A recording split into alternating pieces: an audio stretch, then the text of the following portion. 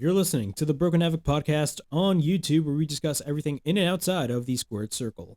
Make sure to like and subscribe for more content, and as the frickin' referee would say, ring that damn bell for more notifications.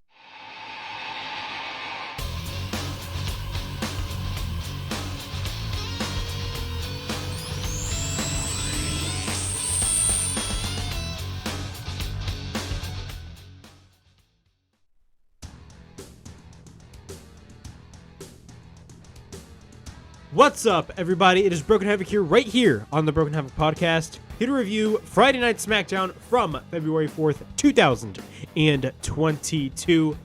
Wow.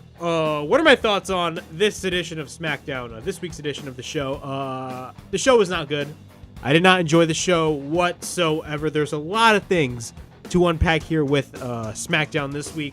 SmackDown for the past couple of weeks have been really it just has been really bad these past couple of weeks. I'm gonna be 100% honest with you guys, man. Like, SmackDown was just not a good show for these past couple of weeks, and probably even for the past couple of months. Again, the only thing interesting is Roman Reigns, and really, that's it. You know, this show this week was not good at all. I mean, the majority of the matches that were on this show were flat out rematches.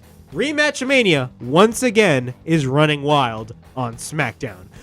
So yeah, we got REMATCHAMANIA going on, and we got Goldberg coming in and immediately getting a title shot against Roman Reigns at Elimination Chamber, in which I think is an absolutely stupid decision. I know that Goldberg does have one more match left on his contract, but really, Goldberg, of all people, you're going to have wrestle Roman Reigns. We all know that match is only going to be like 3 minutes. Goldberg ain't going to wrestle. He's just not going to out-wrestle Roman Reigns. He's not going to wrestle for like 10 minutes. Come on now. Like, I'm going to be talking about Goldberg, and of course, we finally got the main event for the women at WrestleMania. We finally figured out who Ronda Rousey is going to be facing at WrestleMania. And spoiler alert, it is not Becky Lynch. It is Charlotte Flair. Nobody gives a shit. I was absolutely disappointed because of the fact that they have been teasing, they were going to be wrestling at WrestleMania, that being Becky Lynch and Ronda Rousey. But that is not going to be the case. It is going to be, as always, Charlotte Flair versus Ronda Rousey. So I'm going to be giving you guys my thoughts on that and why I think it's a stupid idea.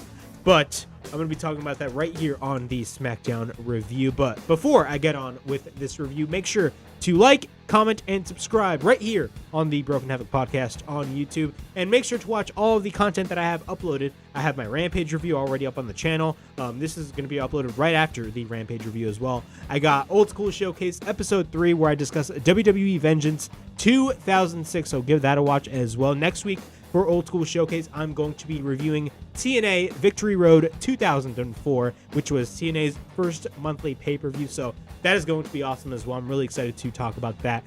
But be on the lookout for all my future videos right here on the channel, so be on the lookout for all those videos. And yeah, let's get on with the SmackDown review.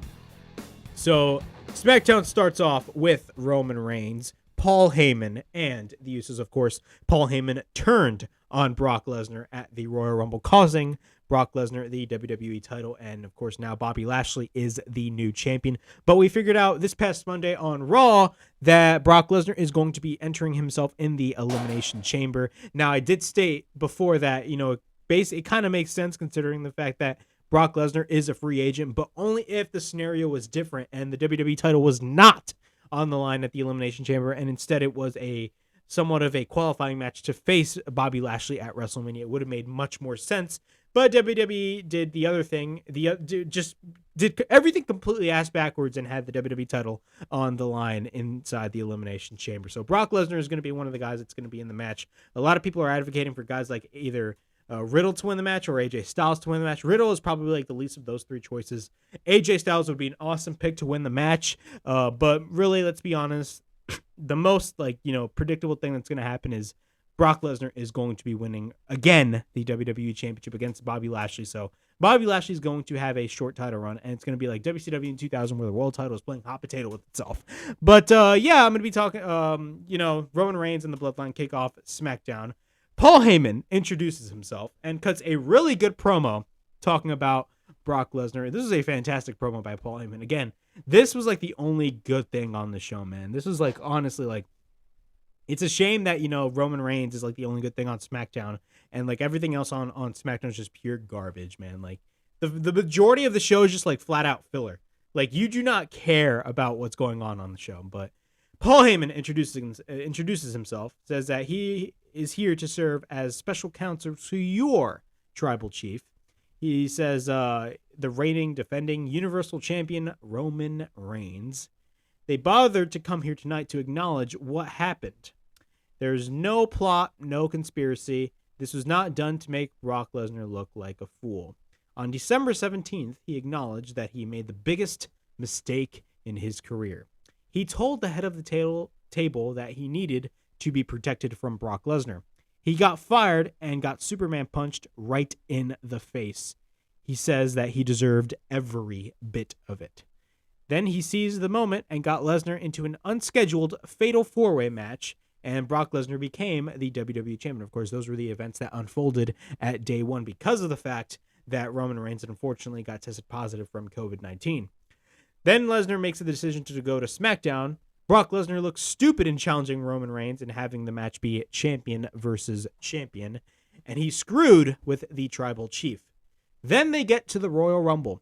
Brock Lesnar took Bobby Lashley to Suplex City. Then Roman Reigns showed the Conqueror that the GOAT always can beat the Beast. We will never hear from the reigning, defending, undisputed WWE Heavyweight Champion of the world, Brock Lesnar, ever again. We will never hear that again. Roman Reigns then came at the Rumble and smashed Brock Lesnar. He doesn't need protection from Brock Lesnar. He needed to protect Brock Lesnar from Roman Reigns. Roman Reigns then came to him and offered him the hand of forgiveness, the hand of love, the hand of family, the hand of the bloodline. Roman Reigns offered him the hand of acknowledgement. Then he handed him the WWE title. He smashed him with it, and because of Roman Reigns, Bobby Lashley is the new WWE champion. Then they have to acknowledge a title. Versus title match because Brock Lesnar doesn't get what he wants. He does what Roman Reigns wants. At WrestleMania, he will acknowledge Roman Reigns, and he tells Brock Lesnar that it's done. I, Paul Heyman, acknowledge you, Roman Reigns, as your tribal chief. So then he basically praises Roman Reigns and basically tells Brock Lesnar on camera that is what he should do to Roman Reigns. And now, Oklahoma City, this is our chance to show a worldwide audience, OKC, acknowledge your tribal chief. One thing I will say, man, this was a fantastic promo by Paul Heyman. Paul Heyman never disappoints on the microphone, and I basically just gave you his whole promo right here on this review. I basically read it from the notes that I took. You know, this was a fantastic promo by Paul Heyman. I will say, man, that was amazing. Paul Heyman is the GOAT, in my opinion, of cutting a promo in wrestling, and he's not even a wrestler. He's a manager. But, then what happens after this? The music hits, and... our nightmares start to come out, and they become true. Goldberg comes out. Yes, Oldberg comes out. And then, yes, I called him Oldberg. He acknowledges him, and then his next victim in the Elimination Chamber is for the Universal Championship. Roman Reigns is next. All right, what are my thoughts on, Goldberg challenging Roman Reigns at Elimination Chamber? I mean, first off, yes, I understand that Goldberg does have one match left in his deal. But at the same time, this always happens every fucking year WrestleMania season, man. WWE has to call up guys like fucking Goldberg, Ronda Rousey. Oh my God, guys, come in and, be the main event. Here, have the world title with you. Bro, this is a pure example of WWE not wanting to create new stars. This is a pure example of that. And it is really sad to see that. It is really sad to see that because of the fact that title shot that Goldberg got out of nowhere, because he is a legend, quote unquote. Well, he is a legend. I will say that. He is a legend. Okay, I take that back. He is a legend. But, the fact that, out of all people, like Goldberg just comes in and challenges Reigns. Yes, I get that he has one match left in his deal, but still, man, it makes absolutely no sense, man. At this point, it's getting old and embarrassing. It's getting really embarrassing, especially for WWE standards. Now, granted, the WWE, people behind the scenes really do not give a single shit. They're making all the money. They just recently reported $1 billion in revenue. The company's making the most money that they have in the company's history. But bringing in Goldberg, In 2022. Now, everybody can bloat and call me biased. I don't give a shit about, but you're defending Sting, Sting wrestling, and he's wrestling at like 63 or 62 years old. Bro, there's a clear difference between a legend being in a supporting role and a legend being in a main event role. And when it came to Sting is not wrestling for the world title. If AEW booked Sting to basically wrestle for the world title, it'd be really stupid, and I'd absolutely shit on AEW for that. But they're not doing that. WWE, on the other hand, is like, we got a legend right here. Let's not make new stars, and like let's bring in Goldberg and have him challenge Roman Reigns for the title. Who is to say that he could probably win the title against Roman Reigns and basically squash him 1, 2, 3? You know it's gonna happen. You know it's gonna happen because WWE, these people that are in WWE are absolutely the most stupidest people. The stupidest people alive, man. These people are dumb. These people are dumb as hell. They're dumbasses. The people that aren't creative. Probably not the people that aren't creative, but like Vince McMahon himself, man. I'm sorry, man, but bro, Goldberg challenging Roman Reigns. I get that he has one match left in his deal, but damn, man, like, bro, I'm literally afraid now that Roman Reigns is actually going to drop the title to Goldberg. I swear to God, if that happens, I'm going to be so pissed. And you guys are going to hear me rant like a motherfucker on this show. I'm telling you this right now, bro. If Goldberg actually beats Roman Reigns for the belt, I'm going to be so mad, bro. It's not even funny. I'm going to be so mad it's not even funny because of the fact that it's just so stupid. They did this with The Fiend 2 years ago by having Goldberg win the belt against The Fiend, and everybody was so high up on The Fiend, and then they just buried him 1, 2, 3 via Goldberg. Like, bruh, nobody gives a shit, man. This is so stupid, bro. At this point, I feel like people are starting to see through WWE's bullshit in which, they're bringing in, all these part-timers and old-timers for every year for WrestleMania season. And this is a common occurrence. We hear all these stories for the past couple of years regarding WrestleMania season in which, WWE does not even have any plans set for WrestleMania. Back in the day, they would always book WrestleMania in advance, starting at least in November, probably earlier than that. They would always book WrestleMania in advance. Nowadays, once we even get to the Royal Rumble, they don't even know what the fuck they're going to be doing for WrestleMania. That is a joke. WrestleMania is your biggest fucking show of the year. And you don't have that. You don't have your plans set for WrestleMania. That is a joke, man. I'm sorry. It's stupid. It is stupid, man. It's dumb. It is dumb, man. But whatever. That's my little mini rant on Bill Goldberg. And, Bill Goldberg challenging Roman Reigns for the title. I don't think look, I hope he doesn't win the match. Is it going to be a good match? No, it's going to be a short-ass match. We all know that. But, bro, I mean, it makes absolutely no sense that, Goldberg is just instantly challenging Roman Reigns for the title. Did he win a qualifying match? Did he win a qualifying match in kayfabe? No, he didn't. He didn't win any qualifying match. What the fuck? He just comes in and just challenges Roman Reigns. Get out of here, man. That is stupid. That is stupid, man. Whatever. We got part one. Actually, no, I shouldn't even say part one, but we got the first match of the common occurrence of REMATCHAMANIA. That being Ricochet versus Rich Holland. Yes, we got Ricochet versus Rich Holland. Of course, they did wrestle in a tag team match last week, but I still consider this a rematch. This match was really short. We got a couple of rights and lefts by Ricochet. We get an uppercut by Rich Holland. We get a boot by Ricochet. And then we get a slam by Holland. And then we get a stomp by Holland. We get a slam by Holland. Then he sends Ricochet into the corner. Ricochet then sends Holland to the outside. Holland then catches Ricochet and throws him to the apron. We get a knee by Holland, and then he takes Ricochet into the ring, and we get a cover, and Ricochet actually wins the match. But what happens? Man? The common repetitiveness of WWE television. We go to commercial break after Ricochet wins the match, and instantly, bro. Instantly, as soon as they went to commercial break, I was like, bro, these motherfuckers are going to book a tag team match with Cesaro and Ricochet going up against Sheamus and Rich Holland. I instantly knew as soon as they went to commercial break, they were going to book a tag team match. And lo and behold, I was right. They actually did have the balls to book a tag team match, which was a rematch, an actual legitimate rematch from last week. Okay. Why does WWE do this? Why do they do this every freaking week? Not only on SmackDown, but on Raw as well. Like, granted, for the past couple of weeks, we really haven't seen this style of booking in which a one-on-one match happens, and then, the match ends, and then a brawl breaks loose. We go to commercial break, and then we have a tag team match once we come back from break. But, bro, I mean, this is common repetitiveness by WWE, man. I hate this type of booking. It's one of the reasons why nobody watches the show. Well, I mean, like, granted, 2 million people every week watch SmackDown, but like I'm saying, like, one of the reasons why a lot of people are responding negatively to the show is because of stuff like this. I mean, like, why do you have book matches like that? If you watch an AEW show, you never see matches like this. You never see booking like this.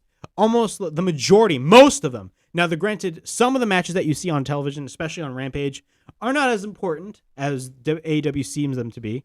But at the same time, at least, they have some importance in the matches. Is this match really all important that you see on SmackDown? The booking differences between WWE and AEW are completely different. The philosophy in the booking between WWE and AEW is different as well.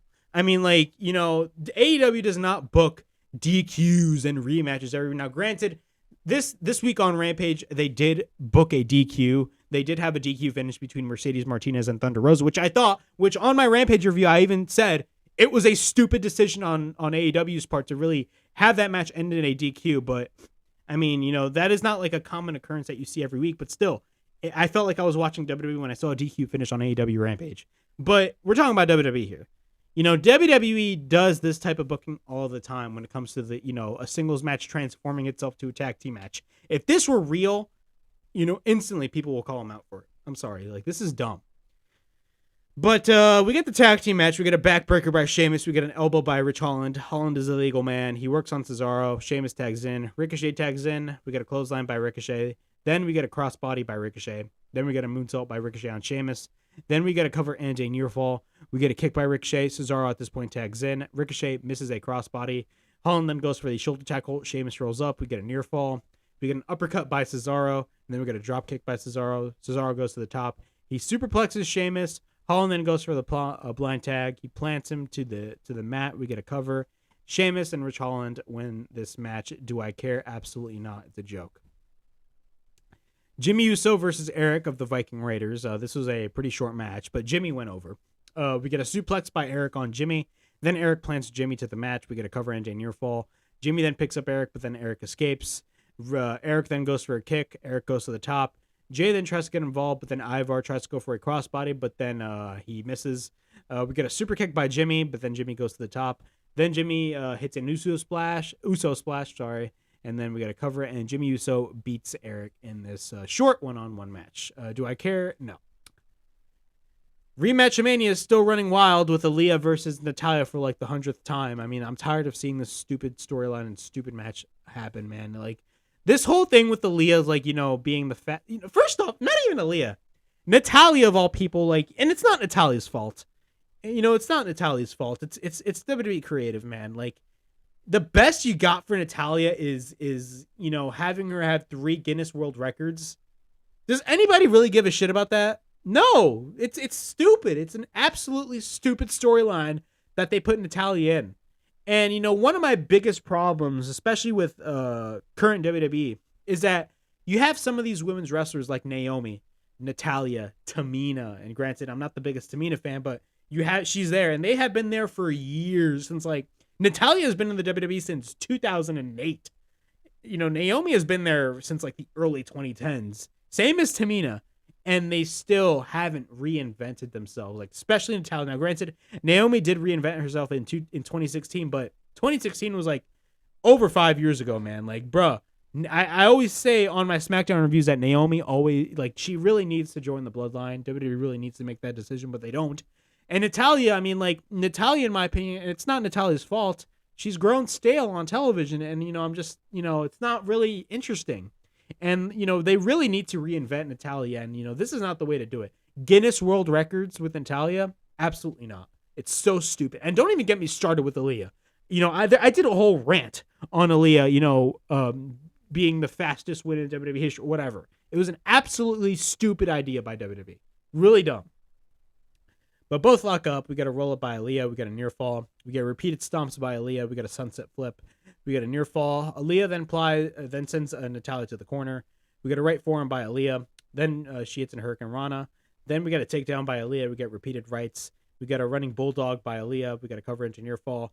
Natalya then hits the discus clothesline. Aliyah then gets sent to the outside, but then Natalya sends her to the barricade. Then Aliyah sends Natalya to the barricade, and then Aliyah gets in the ring and wins via countout. Whatever. This is stupid. This is stupid, man. This is really stupid. Like, I really do not want to call this a wrestling show. Because, like, if you see shit like that, you know, a part of me always, you know, asks myself, is this really a wrestling show? Because we see stupidity on this show. We really do. I mean, like, I don't know, man. I'm just saying, you know, WWE really needs to change the way they do their shows, man, because this is not good at all. How come you have declining ratings and you're making $1 billion a year? That is ridiculous. But we get a Drew McIntyre segment. Drew McIntyre is back after being quote-unquote injured by Madcap Moss and Happy Corbin all the way back at day one. Says he feels damn good to be back. Everyone has been asking him on how he came back so quick. Here's the truth. After day one, the doctor told him that he was not going to make it to the Royal Rumble, and he sure as hell isn't going to make it to WrestleMania, but then he told the doctor that he can kiss his ass. He went straight to rehab 3 times a day and 6 days a week. As you can see, he is back. The Royal Rumble didn't go over as planned, of course. He got eliminated by Brock Lesnar, and he was actually one of the final 2. Keep in mind, Shane McMahon was actually one of the final 4. But after that, the Royal Rumble didn't go as planned. His attention is now towards Happy Corbin and Madcap Moss. Imagine that you keep your attention away from Brock Lesnar, and you shift your attention to Happy Corbin and Madcap Moss. That is dumb. But Happy Corbin then comes out, talks about about how McIntyre did eliminate him and Moss at the Rumble. Asks him if it was worth to come back only to be thrown over by Brock Lesnar, and talks about how he failed. And then he's not going to WrestleMania. Madcap Moss then comes in from behind, but then Drew McIntyre targets him with the sword, and then he basically forces Moss to tell a joke, and then he wants to hear a Drew McIntyre joke, and then the joke that Madcap Moss states is, "What does a criminal found not guilty have in common with the main event of WrestleMania? They're both going to get up scot-free." I did not laugh. McIntyre gets pissed and then hits the Claymore. Segment. I do not care. That's just being me, man. Like, I hate stupidity on this show. It's really dumb. I just do not like it. It is what it is.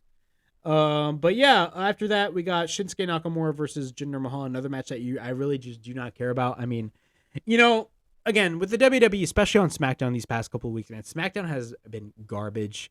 I mean, there's matches that are not really interesting at all. Dynamite would have the same flaw, but like most of the matches that you would see on Dynamite are really good. And not only that, I mean, most of the matches that you would see on Dynamite are important. We just get stupid booking and just matches that nobody gives a shit about on both Raw and SmackDown. It's like WWE's like, oh, we need to kill time. All right, what we're gonna put on television. Shinsuke Nakamura versus Jinder Mahal. Sami Zayn is on commentary. Nakamura misses the Kinshasa. Jinder then gets the knees up on Nakamura. We got a cover and a near fall. Jinder is in control. We get a couple of right hands by Jinder. Then we get a knee by Jinder. We get a cover and a near fall. We get a couple of right hands and a shot to the back of Nakamura by Jinder Mahal. Jinder then continues to be in control. We get a couple of elbows by Shinsuke. Then we get a spinning heel kick by Shinsuke Nakamura. Then Shinsuke then hits the Kinshasa cover 1, 2, 3, and Shinsuke Nakamura wins the match. I definitely assumed that he was definitely going to go over. I mean, who the hell cares about Jinder Mahal? I don't mean that personally. I'm just saying, the character of Jinder Mahal. Who the hell cares about Jinder Mahal? Nobody. That's just me. All right. Sami Zayn is backstage with Sonya Deville and Adam Pearce. He complains about not getting a match with Shinsuke Nakamura, and of course, Adam Pearce just gave him a match in 2 weeks, and then Adam wants to invite Johnny Knoxville. Then Natalya comes in and complains about her loss to Aliyah, and then challenges her to a dungeon-style match. Great. We get another rematch. REMATCHAMANIA is running wild on SmackDown for the next couple of weeks. Naomi later on is backstage with Sonya and Adam Pearce. Of course, Sonya Deville was a big factor in Naomi's elimination back at the Women's Royal Rumble this past Saturday, or I should say last Saturday. Naomi challenges her to a match next week, but then Sonya instead gave her a match against Charlotte Flair for the SmackDown Women's Championship. Adam says that she will have the match and it's official. So we're going to be having Charlotte Flair versus Naomi. Is Naomi going to go over? As much as I would love to see Naomi go over, it's not going to happen. We got an announcement that Drew McIntyre is going to be facing Madcap Moss in the Elimination Chamber. Not inside, but at the Elimination Chamber pay-per-view. Not premium live event. I'm calling that shit a pay-per-view. Because it's, I mean, what is the problem with the name pay-per-view? I mean, I understand that, like, you know, nowadays we don't pay $50 for a fucking pay-per-view. Well, we do for AEW, but for WWE we don't. I pay $4 for that shit. Now, granted, a WWE pay-per-view definitely does cost $4 every month. But we got Drew McIntyre versus Madcap Moss at Elimination Chamber. Do I care? I do not care at all. We get the New Day versus Angel Garza and Humberto. Actually, no, before that, Natalya, you know, she wants to go to Aliyah's locker room to tell her about the match that they're going to have next week. But then when she goes in the locker room, who is it? It's Xia Li. And then Natalya retreats. And then we get the New Day versus Angel Garza and Humberto. I forgot the name that they gave Garza and Humberto. But whatever overall thoughts on this match? This was not a bad match whatsoever. I will say this was actually a really good match. But again, you know, there's just, you know, again, you know, with the whole attitude of this whole show, I mean, it just really gets me. It doesn't get me as interested in this match if the whole show sucks. But overall, this match was not bad. Garza misses a shotgun dropkick, but then Kofi tags in. We get a clothesline by Big E. We get a cover by Kofi and a near fall. Then we get a senton by Kofi. Big E at this point is the legal man. Humberto then tags in. Kofi then tags in. Then we get a double team attempt by the New Day. We get a cover by Kofi and a near fall. Kofi then goes to the top. Humberto then goes for a couple of shots to the back of Kofi. Then he takes Kofi to the top. Then we get a shotgun dropkick on Big E by Humberto Carrillo. Then we get a kick by Kofi. Kofi then goes for a springboard and a fall and falls into a super kick. Once we're back from commercial break, the hot tag is made. We get a belly-to-belly suplex by Big E. Then we get another one and then the third belly-to-belly suplex. Big E then hits the frog splash. Then we get a backstabber by Angel Garza.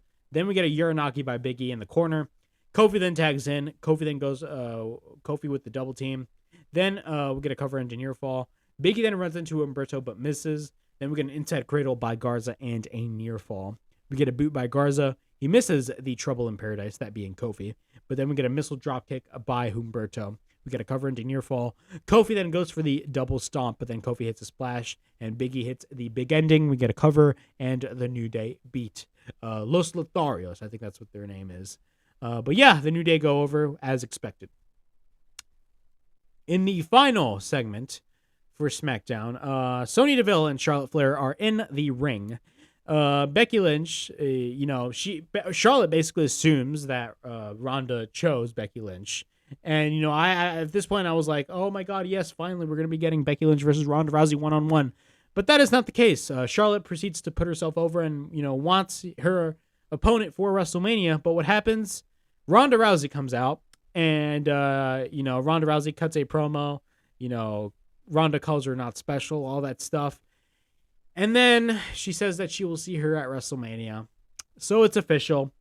It's going to be Charlotte Flair versus Ronda Rousey at WrestleMania. Again, WWE loves doing everything backwards. Now, granted, if you guys watched my previous episode of New Shock, I did read the report that, you know, the original plan is to have Charlotte Flair face Ronda Rousey this year. And then Ronda Rousey would have, because she does have a year-long contract. And then, you know, she'll have a couple of feuds throughout this whole year leading up to next year's WrestleMania in which she will face Becky Lynch. I get that, but still, I mean, like, it's better to do it now because of the fact that, you know, that's going to be another year late for us not getting the Becky and Ronda match. So again, WWE does shit all the time way too late. And, you know, the fact that we're getting Charlotte versus Ronda, I mean, who wants to see this match? Everybody wanted to see Becky versus Ronda one-on-one, but we're not getting that match because WWE is so stupid that they're like, oh, we got to get Charlotte Flair because Charlotte Flair is supposedly, you know, the greatest of all time. No, she's not. But you know, I mean, this is WWE's decision. Do I think this is going to be a good match? Maybe, probably not, but you never know. They may prove me wrong, but still, I would have much rather see Becky Lynch versus Ronda Rousey instead of Charlotte Flair versus Ronda Rousey. I'm sorry. That's just my assumption right there, but yeah, we're going to be getting Ronda Rousey versus Charlotte Flair at WrestleMania. And you know what? It is what it is. It's WWE we're talking about. Let's be honest, WWE don't give a damn about what you want. That's just the cold hard truth, and it sucks. But yeah, that was my SmackDown review from February 4th, 2022. Overall thoughts on this show. Again, ReMatchAmania was running rampant, and it was running wild again on SmackDown. It's like a common occurrence every week on SmackDown. ReMatchAmania. But overall, the show sucked. I hated this show. The show is garbage. There's a lot of stuff that was just really dumb and stupid. Stupid-ass filler. Just stupid storylines. Really dumb. And one of the reasons why the show sucked is because of the stupid storylines that are taking place on SmackDown. Not only that, the horrendous booking with rematches and, making singles matches into tag team matches after you return from the commercial break, bro. It's a common occurrence on WWE television, but it absolutely sucked. But overall, this show was not good. But yeah, that was my SmackDown review overall. Please like, subscribe, comment down below, push that bell for notifications, and be on the lookout for more of my uploads right here on the Broken Havoc podcast on YouTube. But yeah, this was Broken Havoc, signing out.